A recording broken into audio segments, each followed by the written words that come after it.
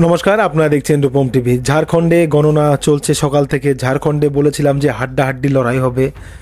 তো এই মুহূর্তে যেটা ইনফরমেশন রয়েছে তাতে কিন্তু কংগ্রেস জোট, যেটা ঝাড়খণ্ড মুক্তি মোর্চার সাথে জোট, তারা কিন্তু এগিয়ে রয়েছে আর বিজেপি জোট পিছিয়ে রয়েছে। তো এখানে কিন্তু ঝাড়খণ্ড মুক্তি মোর্চাই ক্ষমতায় ছিল, তারাই ভোটে ক্ষমতায় ছিল বিগত নির্বাচনে।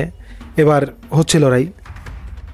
তো ঝাড়খণ্ডে যেটা পরিস্থিতি এই মুহূর্তে, ভয়ঙ্কর পরিস্থিতি। 81টার মধ্যে 50টাতে এগিয়ে রয়েছে ইন্ডিয়া জোট, কংগ্রেস, ঝাড়খণ্ড মুক্তি মোর্চা, এরা 50টাতে এগিয়ে রয়েছে আর বিজেপিরা 30টিতে এগিয়ে রয়েছে। তো ঝাড়খণ্ডে হাড্ডাহাড্ডি লড়াইয়ের কথা বলেছিলাম, তো মোটামুটি হাড্ডাহাড্ডি মোটামুটি।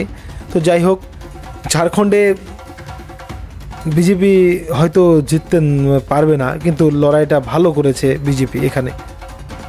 তো পরিষ্কার, ছবিটা একদম জলের মতো পরিষ্কার। ঝাড়খণ্ডে 81টি আসনের মধ্যে 41টা পেতেই হবে যারা ক্ষমতায় আসতে চায় তাদের। তো আপাতত কংগ্রেসগুলো যারা জোট রয়েছে তারা 51টি আসনে এগিয়ে গেল এই মুহূর্তে, আর বিজেপি 29টা একটা পিছিয়ে গেল।